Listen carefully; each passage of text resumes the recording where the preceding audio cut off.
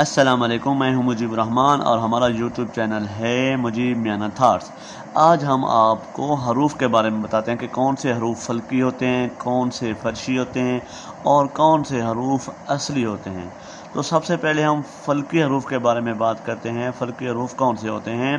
فلکی حروف وہ ہوتے ہیں جو سطر کے اوپر ہوتے ہیں، جو لائن کے اوپر ہوتے ہیں، جن میں سب سے پہلے آ جاتا ہے الف، اس کے بعد